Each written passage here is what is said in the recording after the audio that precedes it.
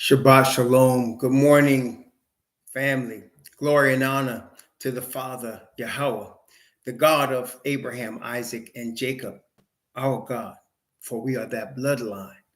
Glory and honor to his name, to those of us to whom the name has been revealed, the creator of heaven and earth, and the Father of the Messiah, Yahweh Shai, who is not only the prophet sent from the Father to the earth, but also now our high priest and the soon returning king, given this earth from the Father. Glory and honor to Father Yahweh. Glory and honor to the Messiah, Yahweh Shai, and our elder brother and our cousin. Greetings to the 12 tribes of the bloodline that the Father knows and that who are now awakening, that the world does not know, but the Father knows. Glory and honor to the Father. Greetings to the 12 tribes of Israel scattered into the four corners of the earth. Greetings to the 144,000 among them that the world does not know, but the Father does know, who are, as it were, Elijah and Moses, that are the forerunners of the return of Messiah to awaken the 12 tribes. Greetings. Greetings to the precious ones from Shem and Ham and Japhet that are not of the bloodline, not of the Hebrew Israelite bloodline of Jacob, but in the blood of the Messiah, the line of the tribe of Judah, have joined the cause of the true Israelite people and have taken up the faith of Messiah, the Father's righteousness. Greetings to you. Greetings to the chat. Brother Diamond Holdings, Psalm 119, the Daniels family, Yakoba, my brother, Ben Israel, David Harriet, my brother, Gary Joseph, my brother, Black Above Reality, Brother Castle King, Brother Mark, Imana Prakash, Superstar, Mike Check, Thor, Brother Baldy, Brother Manny, Brother Naviska. Blessings, greetings, Shabbat Shalom to all of you. Now, we are now well into the seven trumpets. We have already went through the seven churches. We have went through the seven seals, and we are well into the seven trumpets. Now, as we went through the churches and the seals, you would have noticed that in the sixth seal and the sixth church, there were some serious happenings. The sixth seal and the sixth church is where we are revealed. This is where we are now, in the sixes, soon to be in the sevens. And so as the sixth church and the sixth trumpet reveals us, so of course does. The sixth church and the sixth seal reveals us, so of course does the sixth trumpet. Now, the difference in the trumpet, as we know, is that this is a warning to the rejectors of the truth and a warning of what's coming from the Father to the rejectors. Okay, those, as we know, whose prayers are not being heard, and yet the history of the world is going forward with them in it. But as we also know from our study of this King James Bible, please, brethren, the King James Bible has been given to us, Father Yah, knowing in advance that we forget who we are, and the world would try its best to hide who we are, that we would awaken as we are scattered in our scattered state, as the Bible says we would be, by many Hebrew Israelite witnesses, Moses, Elijah, Jeremiah, Isaiah, Zephaniah, Zechariah, all, Daniel, testify that we will be scattered for a long time. David, and show that we would forget who we are, and they would try to bury who we are. But the Father's Spirit cannot be stopped. And he would awaken us as we are now seeing and prepare us for the kingdom of Messiah soon to appear. Praise the Most High. Well, according to this book, he would awaken us. According to this book, he would guide us. And here we are. In this, today, we're going into the sixth trumpet. Very important, obviously. Very timely. This is where you and I live right now. And so, understanding that we live in the sixes, understanding that the sevens are just ahead of us. And this is what I was talking about last night, as I talked about some of you who are going to teach this word.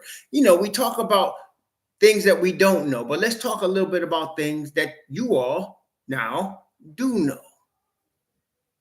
You know who you are, right? Very important lesson, as we talked about, knowledge of self. You know who you are, right? That's important. You know why you're in the position that you're in. We talked about that the other night. You know why you're in this position. You know why there is a United States of America and its role. You understand Babylon. See, what I'm saying to you right now, I would say, and I would say less than 1% of the populace of planet Earth understands what I just told you and understands what you know. You understand your bloodline relatives. You know that from this word. You know why you're in the position of being scattered. You understand that. You also know why the heathen try to hide from you who you are. You understand that. And so now you understand this is where we are, the sixes. 6, 6, 6. We're in the era, the age, the time frame of 6, 6, 6. And you understand that. And you know why. Okay? You understand that. Very few people understand that. You also understand that the New Testament continues all through the New Testament to talk about Messiah by the name of Jesus Christ. But only you understand his real name. It's been revealed to you. And it wasn't revealed to you by fake Jews. It wasn't revealed to you by Ashkenazis. It wasn't revealed to you by man. As Paul said, you did not receive it by man or of man, but by revelation of Messiah, you have received it. So now you know. You understand why the Father's name is called Lord in big letters all through the Bible, especially the Old Testament. And you know that's not his name. You understand that. Very few people on the planet understand that. And most importantly, brethren, you understand that we have very little time left. You understand that. See, let's talk about what you know. These are things you already know. And as I said, very few people on the planet know that and understand it. And of course, now that we're all together here, we also understand that there's things we're going to learn going forward. There's things that the Father is going to reveal to us. Yes, Akawan Banya, you brought up a very, very important fact. Akawan Banya just brought up the most important point of all. You understand more than any other people on the planet the importance of the Father's righteousness. You understand that. You know that to glorify the Father, you must wear his righteousness. You also understand the role that mercy and grace comes in receiving this perfection of righteousness. You understand its power and you know its role. Brethren, let me tell you, very few people understand that. People think they understand. You know, the SDAs used to talk about the 1888 message or righteousness by faith. They have no idea what they're talking about. Zero. You know how I know? Because when you truly understand the importance of the Father's righteousness, if you truly did, you would not be a part of a man-made religion. That's how I know. And you all understand that the Father is not a part of any man-made religion. And in fact, we understand that the mark of the beast is, in part, a large part, man-made religion. Why do we understand this? Because you also understand the basic tenets of the enemy's doctrine. Why do we understand that? Not just from reading the word, which we have, but from our own experience. basic tenets is man can be his own God. Therefore, he'll make his own religion, his own country, his own politics, his own rules. That man thinks he's just going to live forever without the Father. You understand, sisters understand the power of their virtue and dignity, as opposed to the devil's doctrine that you can be a goddess. And what that thought process does to you and to the family. Y'all understand that. Let me tell you something. Even in countries, say like Muslim countries, where women are wearing all of this cover and walking mournfully, but see, because it's man-made, they mistreat their sisters. They don't respect. You're not respecting a woman by trying to hide her face and not letting her learn how to read. You're not respecting her. No. Y'all understand the importance of the sister representing the virgin daughter of Zion. Y'all understand that? Very few people do on the planet Earth. The honor and dignity of the sister without being a goddess. What makes her not be a goddess in the truth is her respect for the man. That's what makes her be a goddess, not be a goddess. When she has lost respect for the man, the whole thing goes out the window. And when the man has lost respect for her and her position in dignity and honor, the whole thing goes out the window. That's what you see in Islam when they're killing their women. They'll kill them over there in these Islamic countries. They will murder their women and call it righteous.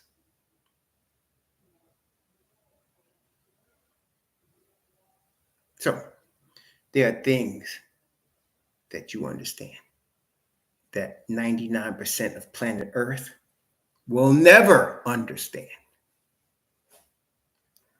And you're going to learn more. We're all going to learn more. And that's the praise of the Most High. We're going to all learn more. Truth, brethren, is progressive. What do I mean? The Bible says in Psalm chapter 4,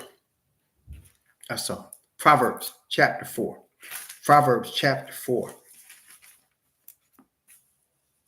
Proverbs chapter 4 and verse 18. Proverbs chapter 4, I'm going to read verse 18 and 19. Proverbs chapter 4, 18 and 19. But the path of the just is as the shining light that shineth more and more unto the perfect day. But the way of the wicked is as darkness. They know not at what they stumble. The path of the just is as a shining light. Messiah said, he that loves truth comes to the light. They that hate truth veer away from the light, lest they should be exposed. The path of the just is as a shining light that shineth more and more. What does that mean, brethren? We should know much more about our Heavenly Father. We should know much more about our history. We should know much more about the truth that we believe than we knew 5 years ago. Is that true or isn't it? We should know much more now. We should have grown in knowledge of truth than we knew 20 years ago, 15 years ago, 10 years ago, 5 years ago.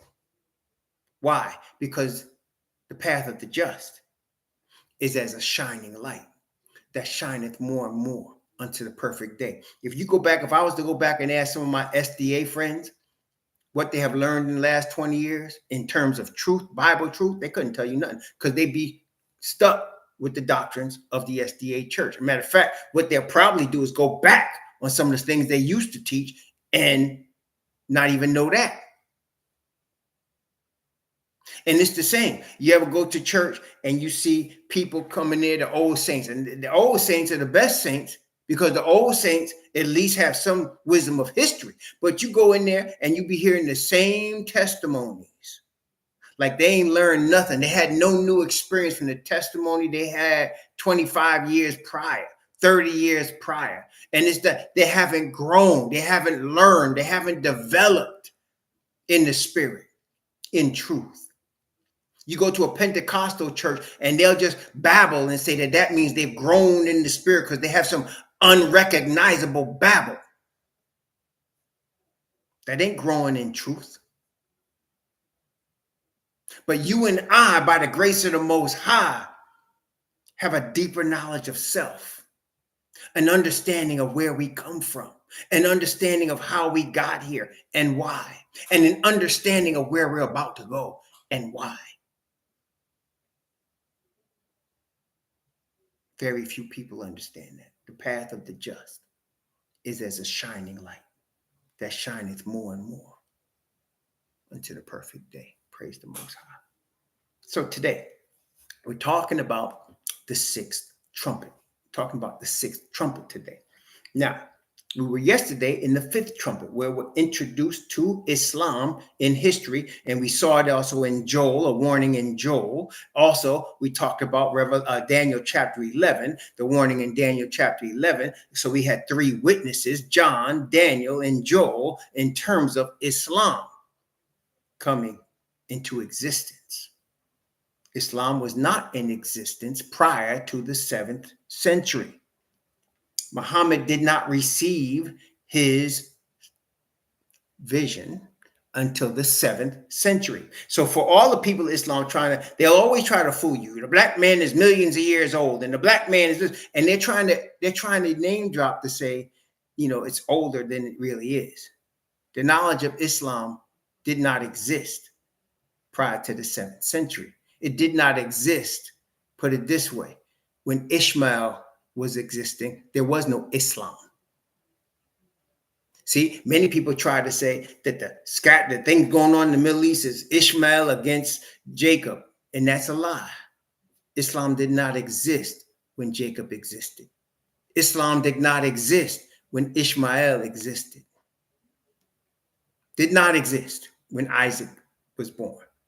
There was no Islam until the 7th century. Thousands of years later. It's a new religion, relatively, comparatively speaking. Okay. Then they'll try to lie to you and tell you Christianity came in the 1st century. Why? Because Messiah came. But when you actually read the scriptures, you will see Messiah never intended to create a new religion. He said himself, I came not but for the lost sheep of the house of Jacob. He said, let the children be fed. It is not meet to take the children's bread and give it to dogs. He said to the 12 disciples, they said, what are we going to get? We gave up everything to follow you. He said, in the regeneration of the Son of Man, you shall sit on 12 thrones, judging the 12 tribes of Israel. That's what he said. Because the whole Bible revolves around the chosen people of Israel. Everything is about them, who touches them, where they're scattered, what they're about. That's the whole Bible is talking about that. The Father has said in his word, I have not given my word to no other people. I have not revealed myself to no other people. Only one people in the Bible history as a nation has heard the voice of the Father. Can you please tell me, is there another nation in the Bible that heard the voice of the Father from Mount Sinai and Oreb? Is there anybody else? Is there anybody else on planet Earth that he revealed his name to? There is nobody else. There is none. Not in this Bible. You want to go to the Quran or the Talmud? Okay, you can find something else there. But I'm talking about this King James Bible that we follow. Ain't nobody else mentioned. Okay, brethren? So let's get real with this here. Okay, so Christianity did not start in the 1st century. Christianity started with Constantine. Just because heathen called themselves and called us Christians was not, listen carefully, brethren. Just because heathen heathen named us Christians doesn't mean they discovered Christianity with us. They know they like to discover stuff. Well, they did discover Christianity, but they did it with Constantine. Because we did not call ourselves Christians. As a matter of fact, as we now know, Israel is not a religion. Talk to me, brethren. Is Israel a religion, the true bloodline scattered throughout the four corners of the earth according to the word of the Father? Is that a religion? Well, what is it then if it's not a religion? It's a nation. He has founded, Father did, and named, Father did, a nation. Did we name ourselves Israel? Did Jacob's mommy and daddy say, you look like Israel? That's your name, son. Israel. Is that what they said? Did Abraham say, I'm going to have a son, and I'm going to name him Yisha'ak? That's what I'm going to name him. I'm going to name him Yisha'ak. Did Abraham do that? Did Abraham say, my father, my daddy, Nahor, he named me Abraham? I don't like that name. I think I'm going to change it to Abraham. Did Messiah, did Abraham do that? No, there is no other people on the planet Earth that their God named them. Think about that. Abraham's name was changed because the father said, your name is no longer Abraham. Abraham is Abraham. And your wife's name is no longer Sarai, it's Sarah. Sarah, that's your wife's name. And your name is now Abraham. Then he had a son. You're going to call him Yisha'ak because you laughed when I told you you were going to have him. She said, no, I didn't laugh. Yeah, well, you know you laughed. His name's going to be Yisha'ak because you laughed. The Yisha'ak came and he had twin boys. One was Edom. The other one was he named Jacob. And then he told Jacob, after Jacob wrestled with him, Father sent Messiah and wrestled with him. And he said, I tell you what, you're not Jacob anymore. We're giving you a new start. You're right with the Most High. I want you to be assured you're right with the Most High. Your name is now Yisrael, right with the Most High. Yashar, al, to be right with. Yashar, look that up. Yashar, to be right with. Al, the Most High, to be right with the Most High. Your name is Yashar al, and your children are the children of you. Yashar al, they're called the children of Israel. A people named by the Father, a nation created by the Father, a holy nation created by the Father. There's no other people on planet Earth like that. No, none, zero, none. Why do you think when we slave, right, as slaves, we didn't have no background? Like the Irish know they come from Ireland, right? They know they come from Ireland. And then the Russians know they come from Russia. The Chinese know they come from the Far East. But we didn't have nothing. All we had was a continent. You came from the continent of Africa. Well, what nation? Don't know. You got to look up your bloodline, your blood type, because we don't know what nation you came from. Can you imagine? You know, brethren, when people are adopted, even if they're adopted in beautiful families and nice homes, it's always in the back of their mind, who really am I? If I'm adopted by a family named Jones, but I'm not originally a Jones, who am I? What are my real parents? Where do I come from? There's an unsettling thing. And I know y'all understand when you are an orphan, when we're all, before we know who we are, we're orphans. You don't know who we are. You don't know where you come from. And there's a reason for that. Because the Father has a special awakening for you. They took your name, they took your heritage, they took your God from you. But the Father said, that's okay. I'm going to bring you back by my spirit. Somebody said, well, how does he know when we die, we turn to dust? How does the Father raise us? Brethren, we came from dust. The Father took particles of dust and made Adam. Don't you think he knows he can call back the particles back to life? Can't he? Can these bones live? He said, Allah, yeah. He said, Ezekiel, can these bones live? Prophecy to the bones. Praise the Most High. Praise the Most High. So, we have read about 5 of the trumpets. Now we're looking at the 6th trumpet. Now, when we talked about yesterday, we saw in 1453, 150 year of a fight, 5 months between the Muslims, which then called Mohammedans, against the Catholics, which was representing Christianity. We saw that in 1453, and if you could look it up, it's a historical fact, Constantinople fell to the Mohammedans. The Muslims took it over. After they took it over and they won that war, they established a new empire. Before, there was the Byzantine Empire that started with Constantine creating Constantinople, and then, of course, already having Rome. But then now you have a new empire, a Muslim empire called the Ottoman Empire. Okay, you have the Ottoman Empire. Soon after they took Constantinople and then they created the Ottoman Empire, they changed the name that they had taken that city to Istanbul, which name it is to this day. Now, that point, they started spreading their religion at the point of a sword, just like their mother, Rome, did, spreading their religion at the point of a sword.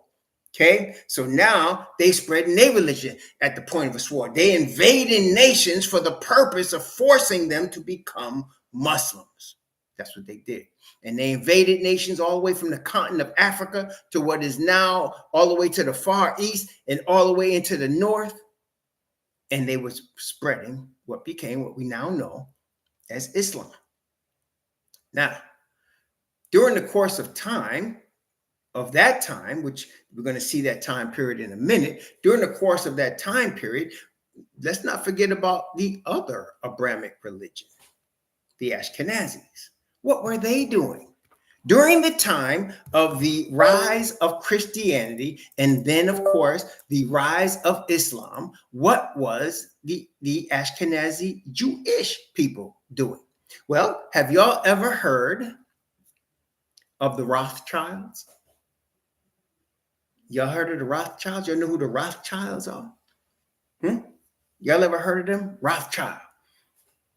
A lot of y'all should have heard that name, Rothschild. Yeah, it was during the late 18th century that a banking dynasty came into existence. They had already banking people already in Christian nations running banks. And now they've had a dynasty. And since the Rothschilds dynasty started in the late 1700s and into the 1800s, and then you got, here's some familiar names. Tell me if you've ever heard of these. Goldman Sachs. Have you ever heard of Goldman Sachs? You ever heard of that? Another banking dynasty, like the Rothschilds. What about Solomon Brothers? You ever heard of Solomon Brothers? Another banking dynasty. How about this one? Lehman Brothers. Have you ever heard of Lehman Brothers? What do they all have in common?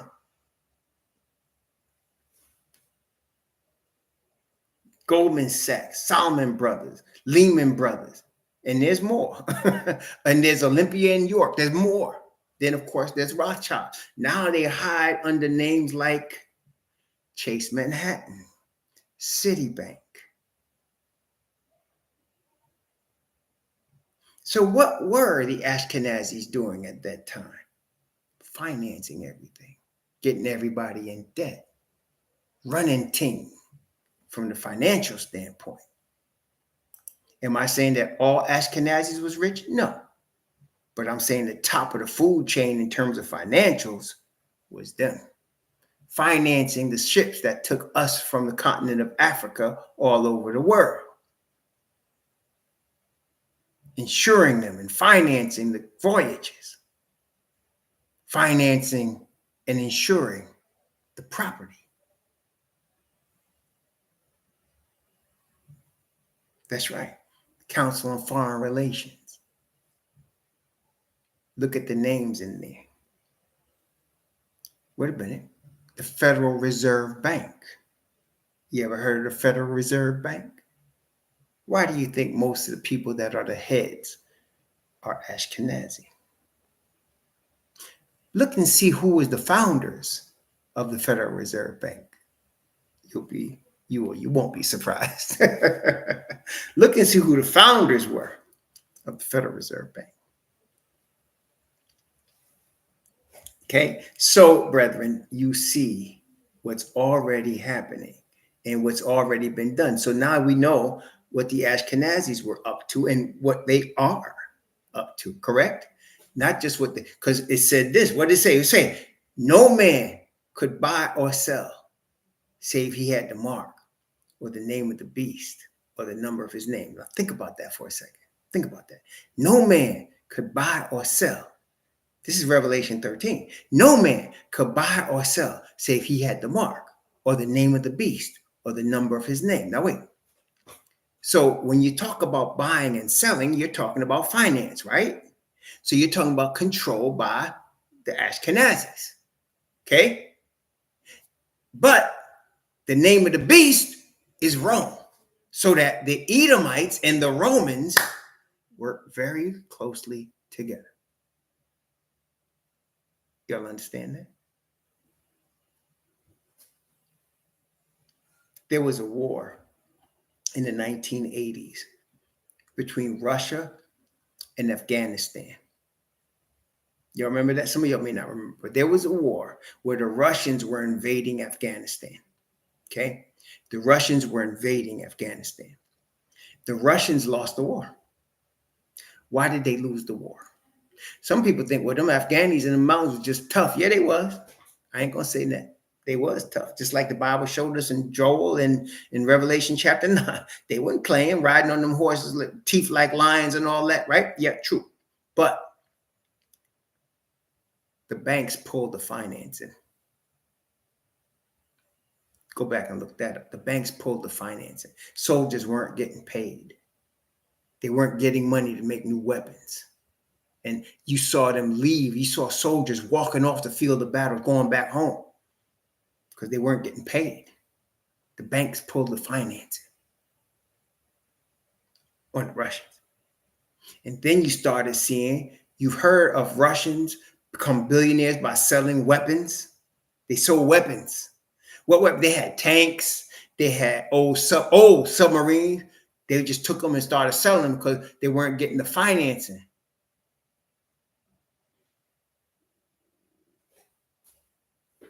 Because the financing controls the wars.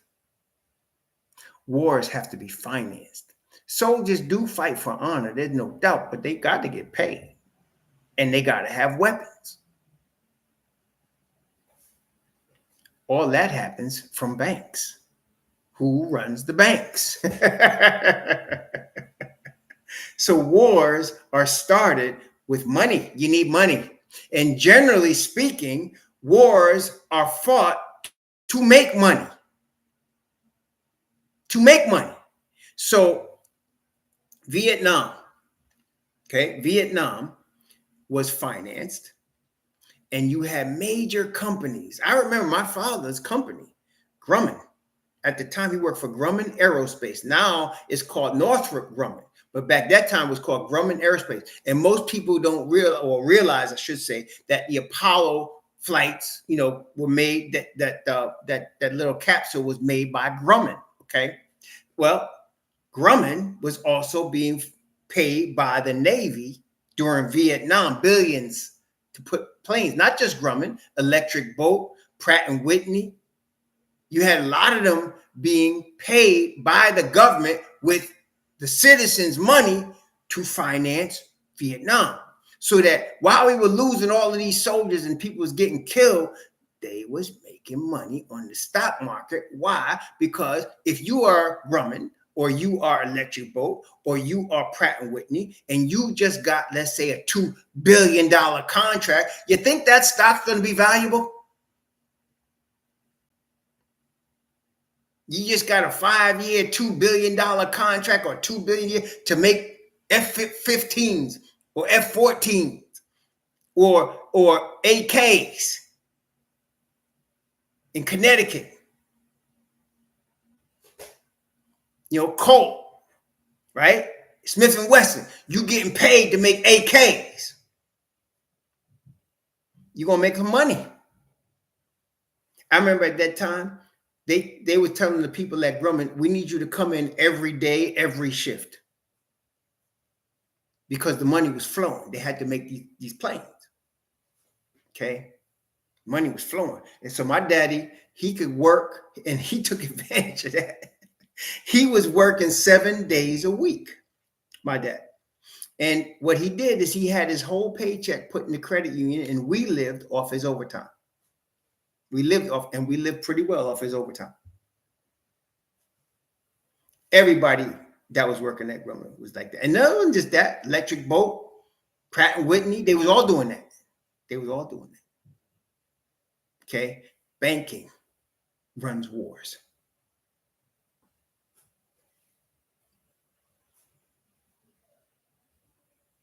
So we saw Revelation chapter 9.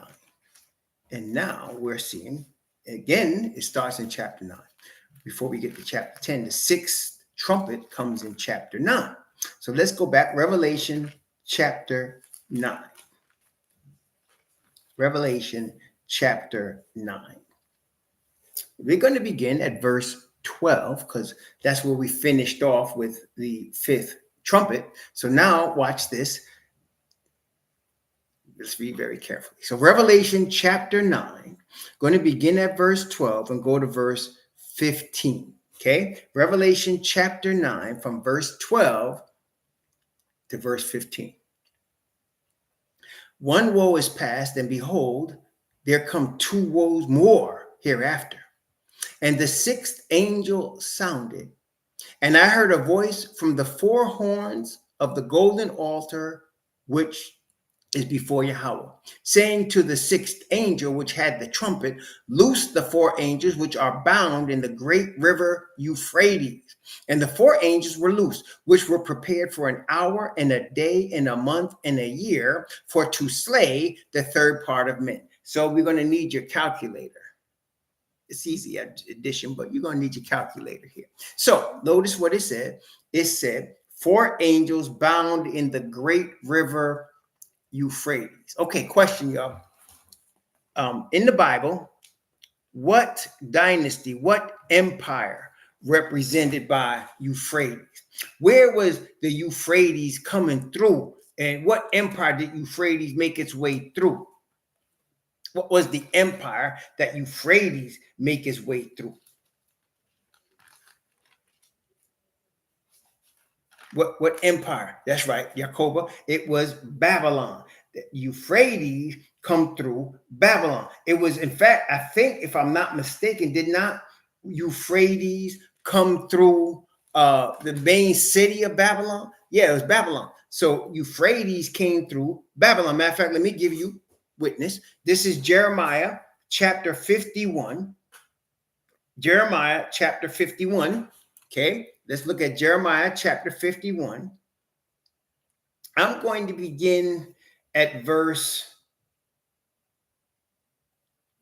I'm going to start at verse, I want to start at verse 54. I'm going to start at verse 54, and I'm going to go from 54 down to 64. Okay, so 54, Jeremiah chapter 51, from verse 54 down to verse 64. And this is dealing with Euphrates. Okay, watch.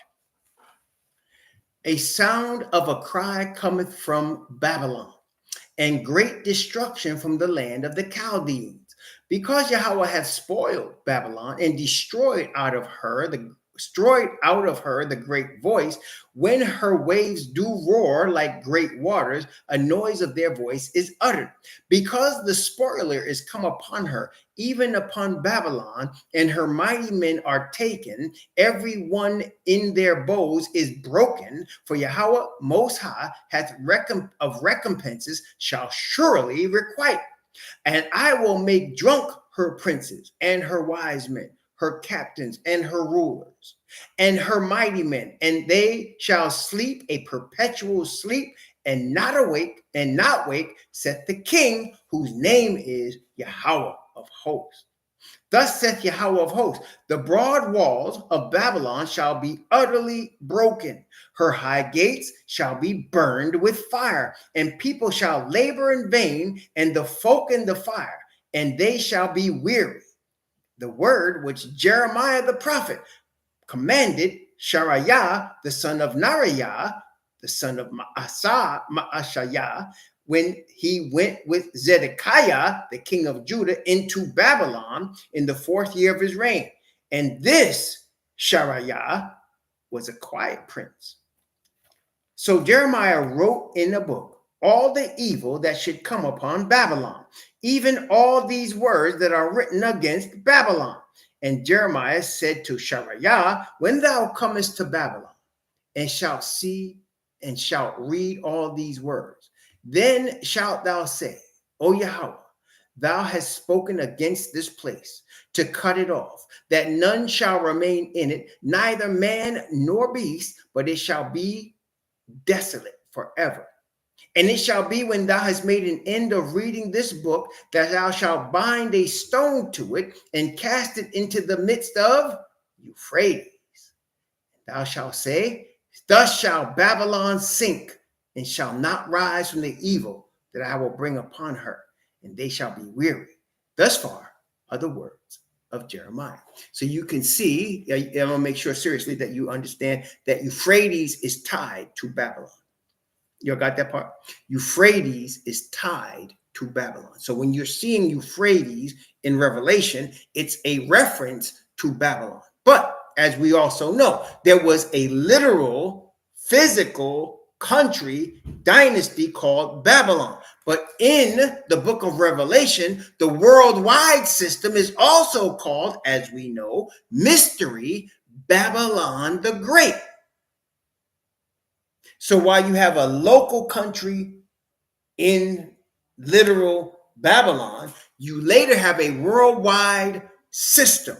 We wrestle not against flesh and blood, but against principalities, against powers, against the rulers of the darkness of this world. And what did the Bible say her name was? Mystery Babylon the Great, the mother of harlots. Wait, let's take this imagery that we just saw in Jeremiah chapter 51, and let's see the same thing in Revelation chapter 18.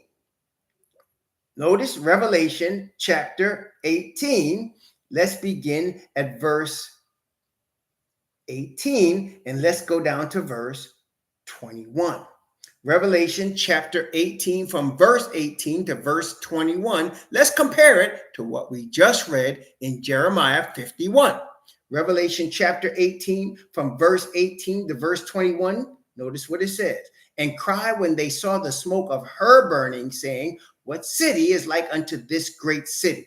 And they cast dust on their heads and cried, weeping and wailing, saying, alas, alas, that great city, wherein were made rich all that had ships in the sea, by reason of her costliness, the sea representing the Gentiles, by reason of her costliness, for in 1 hour is she made desolate. Rejoice over her, thou heaven, and ye holy apostles and prophets, for Yahweh hath avenged you on her. And a mighty angel took up a stone like a great millstone and cast it into the sea, saying, thus with violence shall that great city Babylon be thrown down, and shall be found no more at all. Isn't that what we just read in Jeremiah chapter 51? So Euphrates is a representation of Babylon. And in the book of Revelation, instead of it being a local country, it's a worldwide system. Are we understanding this so far? I want to make sure we're all on the same page before we go forward. Everybody got that? See, so when you see Euphrates in the book of Revelation, it's a reference to the Babylon worldwide system that's headed by the great whore. Okay, now back to Revelation chapter 9. So let's go back to what we just read. Let's look at it again, now that we understand what we see here. First, beginning at verse 13 and reading down to verse 15. Revelation chapter 9 from 13 to 15. And the sixth angel sounded, and I heard a voice from the four horns of the altar, of the golden altar, which is before Yahweh, saying to the sixth angel, which had the trumpet, loose the four angels which are bound in the great river Euphrates. And the four angels were loosed, which were prepared for an hour and a day and a month and a year, for to slay the third part of men. So, Euphrates representing Babylon, four angels that are commanded and designated for the destruction of Babylon. But this wasn't the total destruction yet it was a destruction. And what's coming out of Babylon? Well, we finished off. Well, first, before I go there, let's add up prophetically speaking. What did it say? It said an hour, a day, a month, and a year. Did y'all say that? You see that? It said, which were prepared for an hour, a day, a month, and a year to slay the third part of men. So let's add that time up. It's not as complicated as it looks, okay? I know it looks crazy. When I first saw it, it made me cross-eyed, but by the grace of the Most High, if the Father's Spirit is with me today, I'll be able to explain to you so that you see it very easily and clearly. Are you ready? Please type a 1 if you're ready. I want to make sure you're prepared. I don't want to go ahead of you. I want to make sure. Let's go from, even you, Ruel, you will understand. Even you will understand, Ruel. Okay, let's start. Let's start with the larger part first. Okay, let's start with the larger part, the year. In the Bible prophecy, how many days are in a year? In Bible prophecy, how many days are in a year? How many days? 360. Y'all got that? 360. No, in Bible prophecy, it's 360. Okay. 360.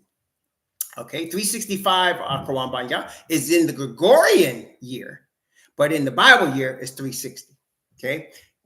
And I don't want to confuse you, but I can explain that later, but we're not going to do it now. Okay. It's 360. Okay. Now, that's the number we're starting with. That's the year, 360. Okay, before that, it was a month. In the Bible month, how many days are in a Bible month? How many days in a Bible month? 30.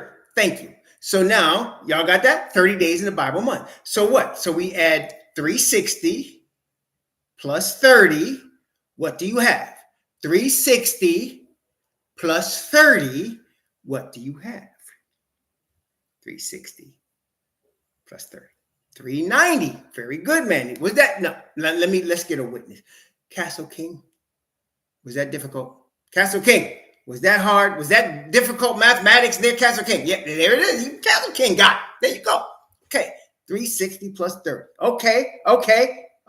So we got the month. We got the year. We got the month. A day. How many years is a day in Bible prophecy?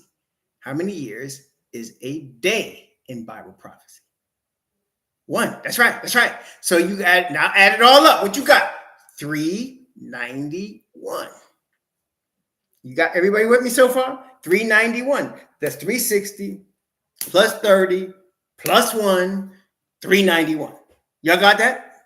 All right, everybody? Cool. All right, now this, I would have to give Brother Castle King a lot of slack here because an hour is 1/24th of a day.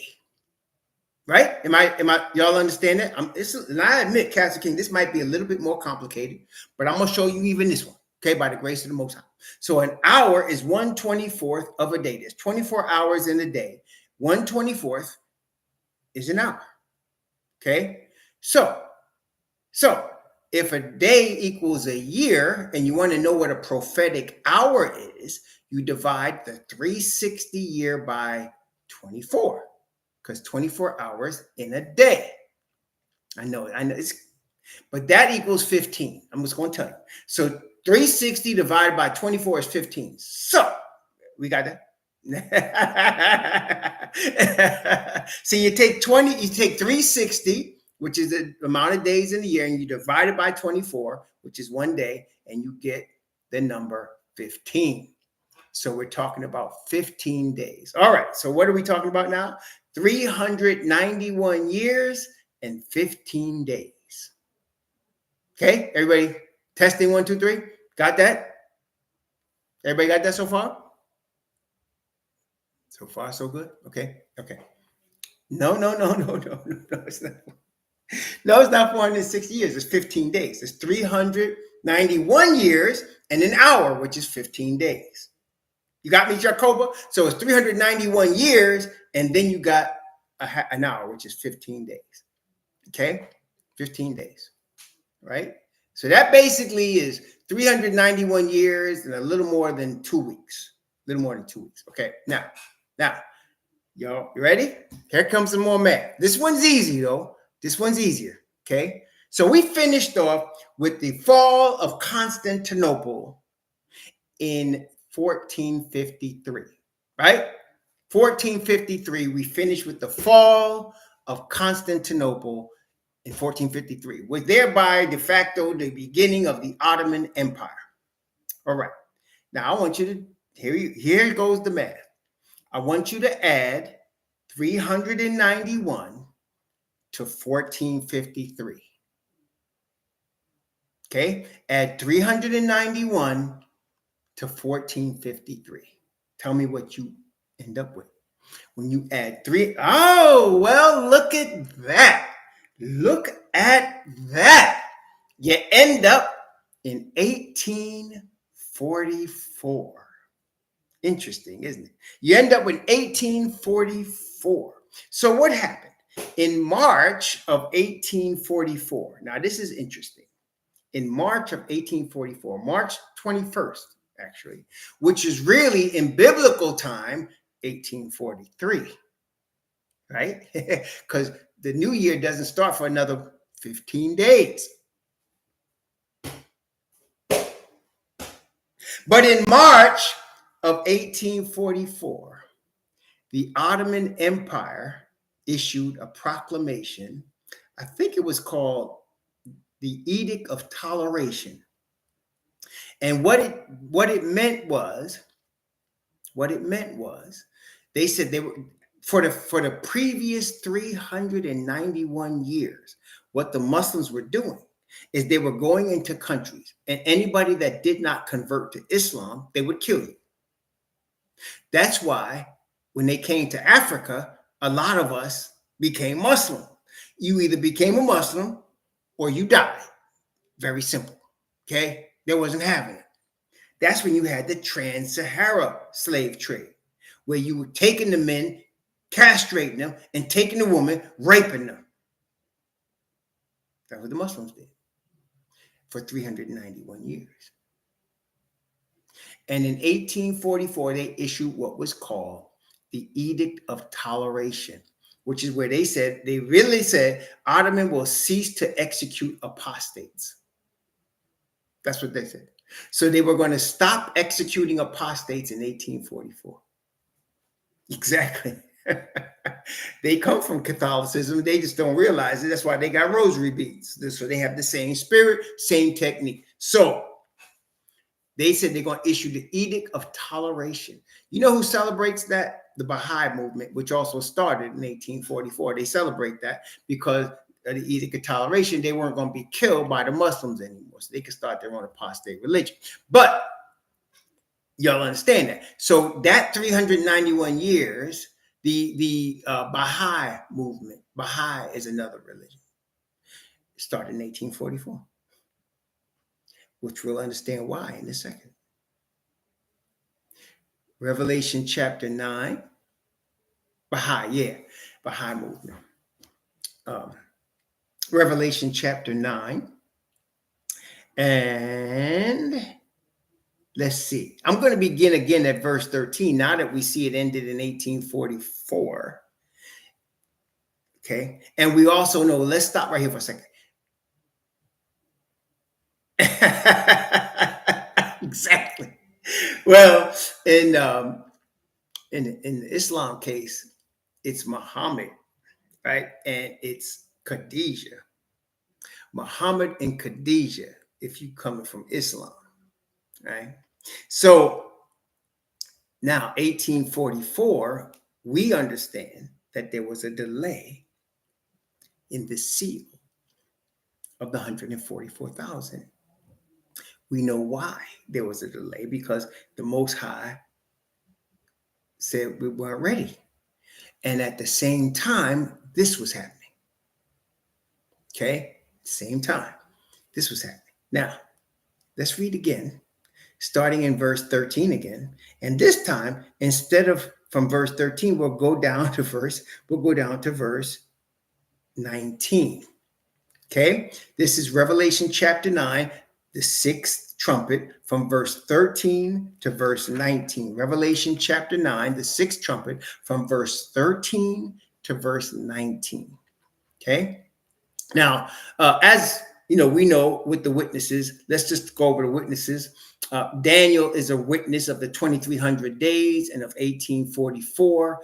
This is the second witness we know of that. Daniel's a witness, and this is a witness of the 2300 days in the 1844 message. Zechariah is a witness of the Rome being the fourth of the four horns that scatter Israel and Judah. So we have witnesses, and then, of course, the witness of the 2300 days with this here show us 1844, from 1453 AD to, and 391 years later, we go to 1844 again. So we can see things pointing to 1844. And then, of course, we saw there was a delay in who shall be able to stand. And the Bible tells us it's 144,000, but there had to be a delay. Okay, so now let's read this again from Revelation chapter 9, from verse 13 to verse 19. Revelation chapter 9, from 13 to 19. And the sixth angel sounded, and I heard a voice from the four horns of the golden altar, which is before Yahweh, saying to the sixth angel, which had the trumpet, loose the four angels which are bound in the great river Euphrates. And the four angels which were loose, which were prepared for an hour and a day and a month and a year, for to slay the third part of men. And the number of the army of the horsemen were 200,000. And I heard the number of them. Thus I saw the horses in the vision, and them that sat on them, having breastplates of fire and jacinth and brimstone. And the heads of the horses were as the heads of lions. See, we've seen this a couple of times already, didn't we? And out of their mouths issued fire and smoke and brimstone. By these three was the third part of men killed, by the fire and by the smoke and by the brimstone, which issued out of their mouths. For their power is in their mouth and in their tails. For their tails were like unto serpents, and had heads, and with them they do hurt. And we already studied the significance of the tail being mentioned.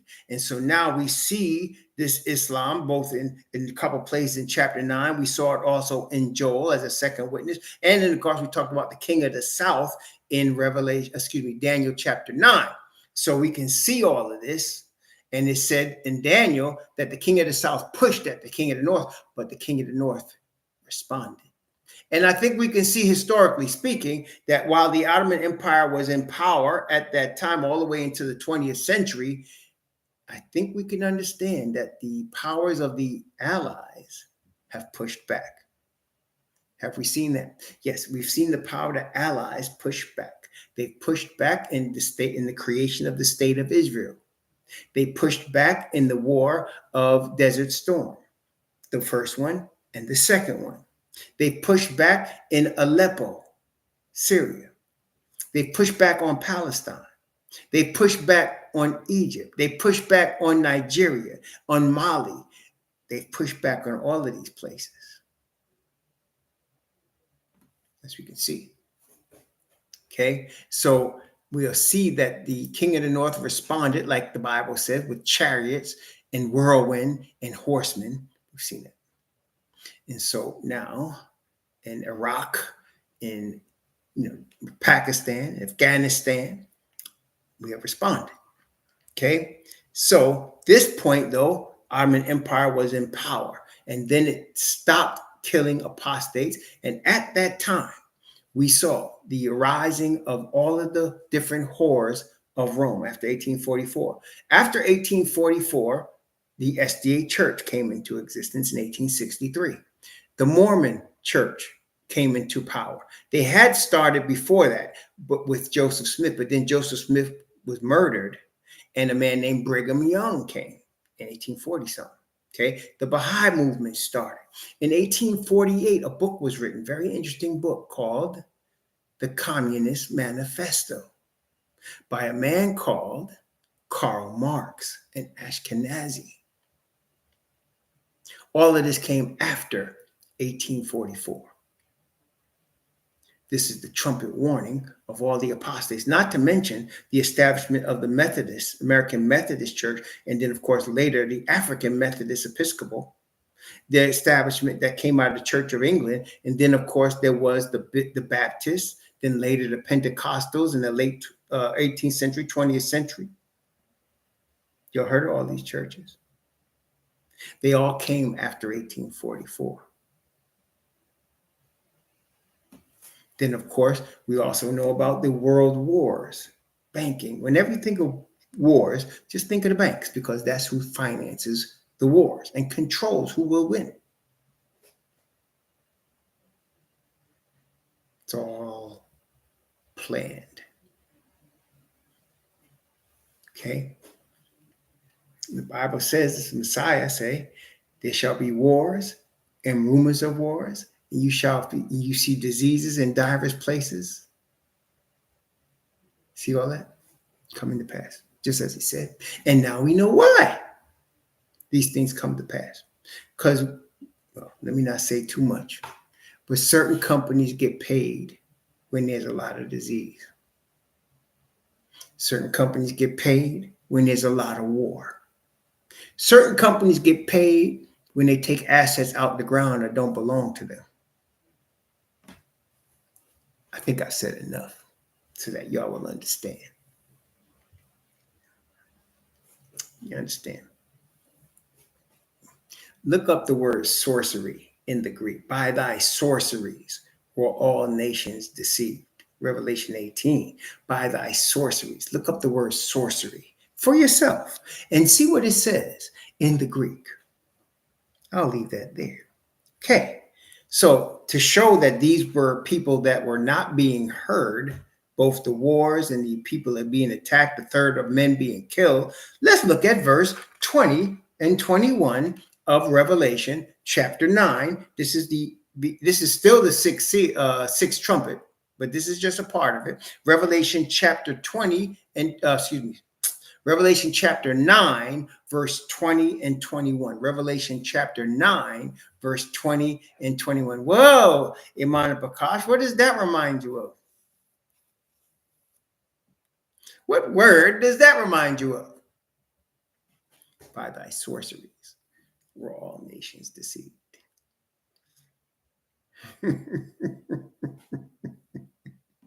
Revelation chapter 9, verse 20 and 21.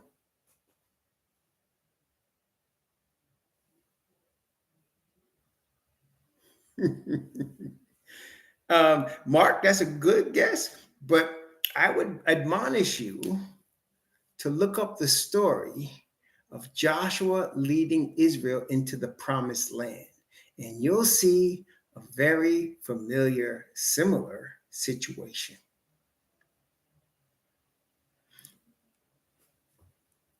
Okay. All right. Revelation chapter 9, verse 20 and 21. And the rest of the men which were not killed by these plagues, yet repented not of the works of their hands, that they should not worship devils and idols of gold and silver and brass and stone and of wood, which neither can see nor hear nor walk. Neither repented they of their murders, nor of their sorceries, nor of their fornication, nor of their thefts. So we're living in an age, or these are people of the age of the sixth church, the sixth seal, the sixth trumpet. The trumpet part are unrepentant. Evil things are happening. Destruction is coming. People are being killed. People are being hurt. But they care more about money and their man-made religion than truth and repentance. Y'all see that?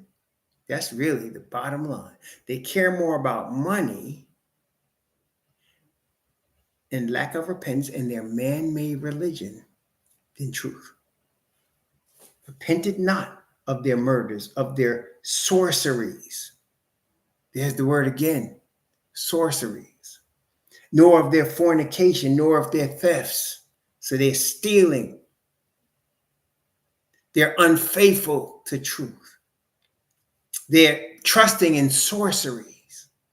They're unrepentant. So, brethren, what do you think? Do you think people are still trusting in sorcery today? According to what sorcery means? Do you think that they're still fornicating today? Do you think that they're murdering today? That they're after gold and money and power? Do you think they're unrepentant today? Are they really putting their trust in man-made religion to save them? I think you can answer that question. We're going to stop here because, as I said, we're taking our time going through the sixth of the trumpets, just like we took our time through the sixth church. We took our time through the sixth seal. We got to take our time in the sixth trumpet. So now the next section we're going to deal with the role of the 144,000 in the sixth trumpet. We're going to deal with that in the next session. But for now, we got finished at a pretty good time, 11:24. So we'll come back again like we normally do, about 12:15, and we'll continue by the grace of the Most High in chapter 10, which is, I think the 6 is going to take us like 3 studies, but it's worth it. As you can see, we're getting into where we are today. We're getting into where we are right now, and you can see it's coming together to where we are right now. Praise the Most High. So may the Most High bless you and keep you. May he cause his face to shine upon you and be gracious unto you. May he lift up his countenance upon you and give you peace. Shalom, fam.